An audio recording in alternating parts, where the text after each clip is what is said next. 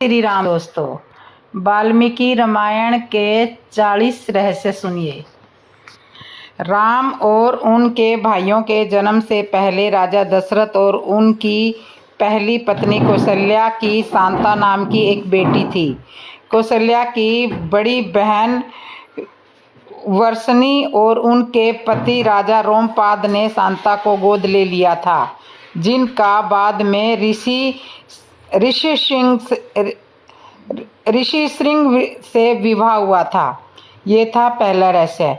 अब दूसरा है, रामायण के प्रत्येक 1000 श्लोकों के बाद पहला अक्षर गायत्री मंत्र बनता है। यह मंत्र प्रतीकात्मक रूप से महाकाव्य रामायण का सार है। गायत्री मंत्र का उल्लेख सबसे पहले सबसे पुराने वेदों में से एक ऋग्वेद में मिलता है। मूल वाल्मीकि रामायण में 24,000 श्लोक है। जब राम मिथिला आए थे तो वहाँ कोई स्वयंवर नहीं था। वह विश्वामित्र ही थे, जिन्होंने मिथिला जाने से पहले राम से कहा था कि वह वहाँ रखा भगवान शिव का एक अमोघ धनुष दिखाएंगे। उस धनुष का नाम पिनाक था, जिसका उपयोग भगवान श्री राम ने सीता स्वयंवर में किया था। मूल वाल्मीकि रामायण में लक्ष्मण रेखा का कोई उल्लेख नहीं है। जिस रेखा को पार नहीं किया जा सकता, उसके रूपक के रूप में इस्तेमाल किया जाने वाला प्रसिद्ध शब्द वास्तव में सीता की रक्षा के लिए लक्ष्मण द्वारा अपने तीर से खींची गई एक सीमा है। लेकिन संत तुलसीदास जी द्वारा रचित रामायण में भी इस कथा का प्रत्यक्ष उल्लेख नहीं है। भगवान लक्ष्मण ने अपनी नींद का त्याग कर दिया, जिसके बाद उनकी पत्नी उर्मिला अपने पति की नींद की भरपाई के लिए 14 साल तक सोती रही।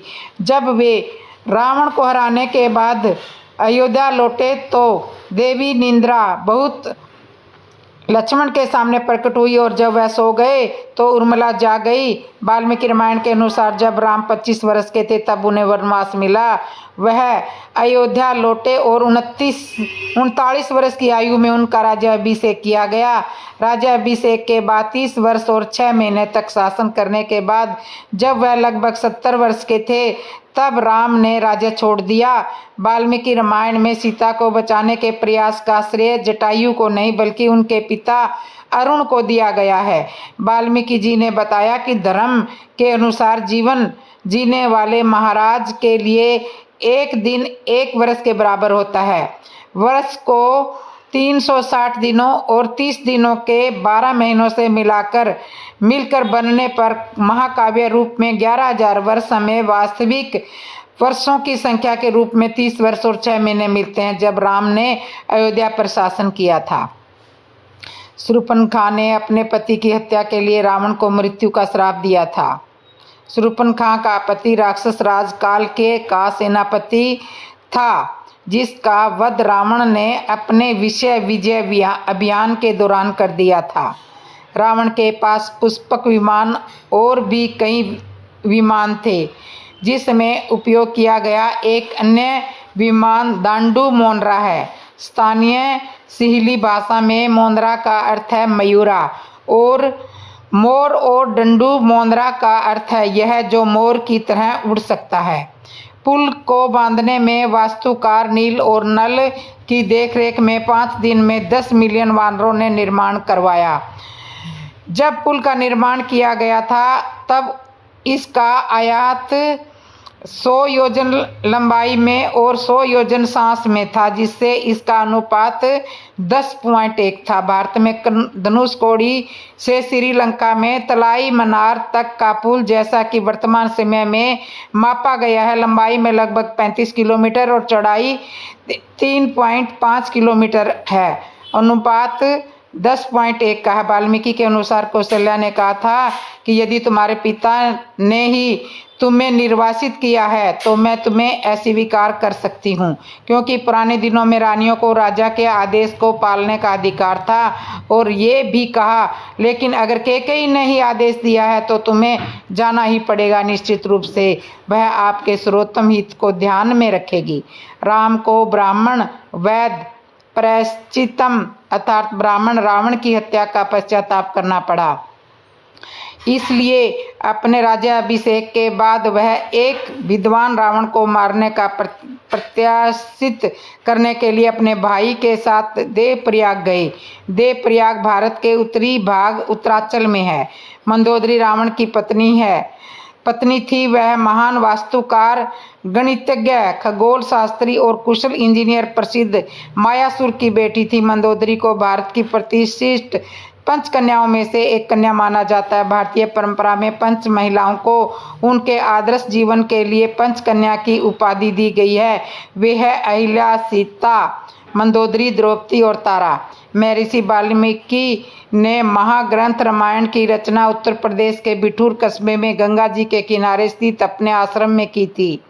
ऐसा माना जाता है कि यह वही स्थान है जहाँ सीता माता ने समाधि ली थी और धरती में समा गई थी। वाल्मीकि का यह महान महाकाव्य श्लोक नामक छंद बछंद दोहा से लिया गया, जिससे अनुष्टुप नामक एक जटिल छंद का प्रयोग किया गया है। इन छंदों को सर्ग नामक अलग अलग उपाध्यायों में समूहीकृत किया गया है, जिससे किसी विशिष्ट घटना या आशय के बारे में बताया गया है। सर्गों का फिर से कांड नामक अध्यायों में अंगीकृत किया गया है। देवी लक्ष्मी स्वरूपा सीता को वैदेही के नाम से भी जाना जाता है। उन्हें वेदवती का अवतार भी माना जाता है, जिनसे रावण ने तपस्या के दौरान छेड़छाड़ करने की कोशिश की थी ताकि वह भगवान विष्णु की पत्नी बन सके। तब उन्होंने रावण को श्राप दिया था कि वह अगले जन्म में उसके विनाश का कारण बनेगी। राम के वनवास के दौरान लक्ष्मण कभी नहीं सोए। उन्हें गुंडाकेश के नाम से भी जाना जाता है, जिसका अर्थ है जिसने नींद को हरा दिया हो। लक्ष्मण ने रावण के 3 पुत्रों का वध किया, जबकि उसके द्वारा मेघनाथ का वध अधिक प्रचलित है। रावण के अन्य पुत्र प्रहस्त और अधिकाय थे। लक्ष्मण शत्रुघ्न के जुड़वा भाई थे। उनकी माता सुमित्रा थी। जामवंत की रचना ब्रह्मा ने रावण के विरुद्ध संघर्ष में राम की सहायता के लिए की थी। रावण के साथ द्वंद्व युद्ध के दौरान उन्होंने रावण पर प्रहार किया और रावण बेहोश हो गया। उन्होंने हनुमान जी को उनकी शक्ति की भी याद दिलाई ताकि वे समुद्र पर लंका जा सके। बाली ने रावण को भी हराया था। एक बार रावण ने बाली को युद्ध के लिए बुलाया। उन्होंने रावण को अपनी पूंछ में पकड़ लिया और उसे संपूर्ण विश्व में घुमाया। विनम्र होकर रावण ने युद्ध विराम का आह्वान किया। शत्रुघ्न को विष्णु के शंख का अवतार माना जाता है। शत्रुघ्न का विवाह राजा कुशध्वज की पुत्री सुतकृति से हुआ था। सुतकृति राजा जनक की पुत्री सीता की चचेरी बहन थी। शत्रुघ्न ने लवणासुर नामक राक्षस का वध किया, जो मधु का पुत्र था। ऐसा माना जाता है कि मधु वही स्थान है जहां आज मथुरा स्थित है। भारत का जन्म विष्णु के पंच युद्धों में से एक प्रसिद्ध सुदर्शन चक्र से हुआ था। भरत राजा जनक के भाई कुशध्वज की बेटी मांडवी के पति थे और इस प्रकार सीता के चचेरे भाई थे जो राम की पत्नी थी। उनके 2 पुत्र थे, तक्ष और कुपुष्क। इस प्रकार रामायण में सभी भाइयों की पत्नियां आपस में जुड़ी हुई थी। रावण के दादा पुलत्स्य थे, जो 7 महान ऋषियों का सप्तऋषियों में से एक थे। उनके पिता समय एक महान ऋषि विश्रवा थे। रावण के ध्वज के चिन्ह पर वीणा का चित्र बना हुआ था। रावण ने एक बार शिव की स्तुति के गीत गाने के लिए एक संगीत वाद्य यंत्र बनाने के लिए अपना हाथ तोड़ दिया था। इसे रावण हत्या कहा जाता है। उनकी माता दत्तों की राजकुमारी थी। उनका नाम केकसी था।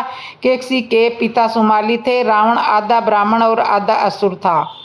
केकसी के माता पिता सुमाली और केतुमती ने विश्रवा की योग शक्तियों के बारे में सुना था। वे विश्रवा को अपना दामाद बनाना चाहते थे ताकि उनकी शक्तियां बढ़ सके। उन्होंने विश्रवा और केकसी की मुलाकात कराई। बाद में विश्रवा और केकसी 5 बच्चों के माता पिता बने: कुबेर, रावण, कुंभकर्ण, शूर्पणखा और विभीषण। कुंभकर्ण को धर्मात्मा, बुद्धिमान और बहादुर माना जाता है, जिसमें इंद्र उससे ईर्ष्या करते थे। अपने भाइयों रावण और विभीषण के साथ उन्होंने भगवान ब्रह्मा के लिए एक प्रमुख यज्ञ और तपस्या की। जब ब्रह्मा से वरदान मांगने का समय आया तो देवी सरस्वती ने उनकी जीभ को बांध दिया। इंद्र के अनुरोध पर कार्य करते हुए इसलिए इंद्रासन का आसन मांगने की बजाय उन्होंने निंद्रासन सोने के लिए बिस्तर मांग लिया। कुंभकर्ण के 2 पुत्र कुंभ और निकुंभ थे। वे भी श्री राम के विरुद्ध युद्ध में लड़े और मारे गए। श्री राम की मां कौशल्या कौशल देश की राजकुमारी थी। कौशल्या के पिता का नाम सकौशल व माता का नाम अमृत प्रभा था। वनवास के दौरान श्री राम ने कटम्ब नामक एक श्रापित राक्षस का वध किया था। उसी ने राम को सुग्रीव से मित्रता करने का सुझाव दिया था। रावण जब विश्व विजय पर निकला तो उसका युद्ध अयोध्या के राजा अरण्य के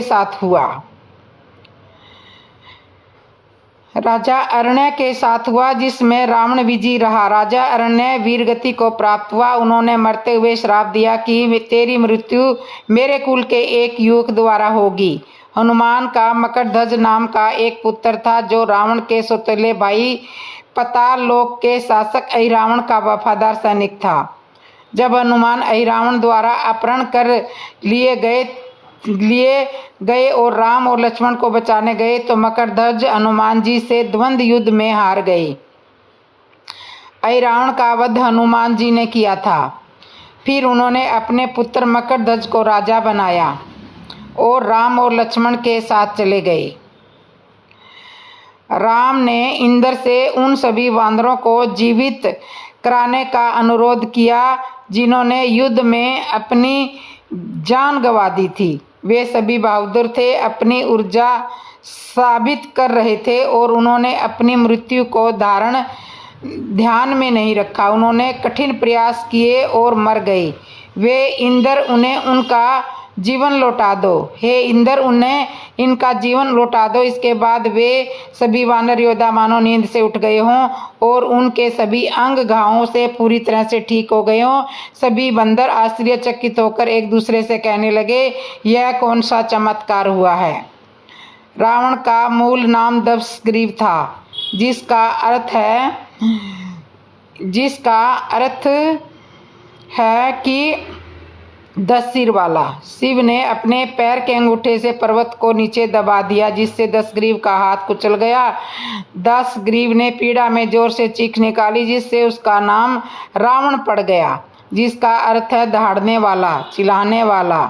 शक्तिशाली राम के अलावा रावण के 2 अन्य राजाओं से भी पराजित हुआ था। रावण 2 अन्य राजाओं से भी पराजित हुआ था। एक था वानर राजा बाली और दूसरा था कार्तिकेय अर्जुन महिष्मती का राजा, जिसे 1000 भुजाओं वाला भी कहा जाता है। वाल्मीकि रामायण के अनुसार रावण को अंकपन नाम के राक्षस ने राम के बारे में बताया था।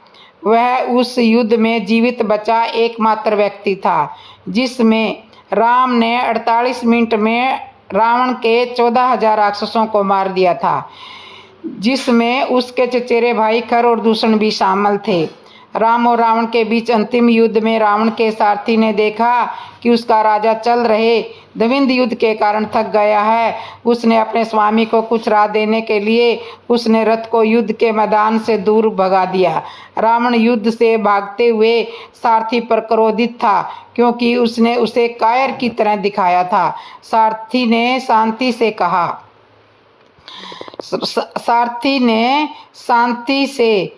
कहा कि वह चाहता है कि लंका के स्वामी के प्रति अपनी वफादारी का आश्वासन देते हुए पूरी तरह से सक्रिय होकर कार्रवाई में वापस आने से पहले रावण स्वस्थ हो जाए। अपने सारथी के शब्दों से प्रभावित होकर रावण ने उसे एक रत्न जड़ित हस्त मुद्रिका भेंट किया और युद्ध के मैदान में वापस ले जाने का आदेश दिया। भगवान श्री राम ने पृथ्वी पर अपने कर्तव्यों को पूरा करने के बाद बैकुंठ लौटने की इच्छा व्यक्त की, लेकिन हनुमान ने मृत्यु के देवता को राम से मिलने की अनुमति नहीं दी। हनुमान का ध्यान राम की अंगूठी लाने में लग गया, जिसे उन्होंने पाताल में फेंक दिया था।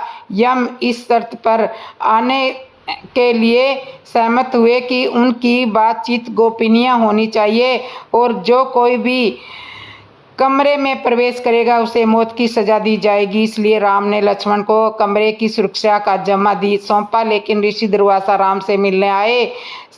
प्रारंभ में लक्ष्मण ने विनम्रता पूर्वक मना कर दिया, लेकिन अयोध्या को श्राप देने की धमकी मिलने के कारण लक्ष्मण ने बैठक को बाधित करने का फैसला किया। राम के वचन को पूरा करने के लिए लक्ष्मण ने सरयू नदी के तट पर अपने प्राण त्याग दिए।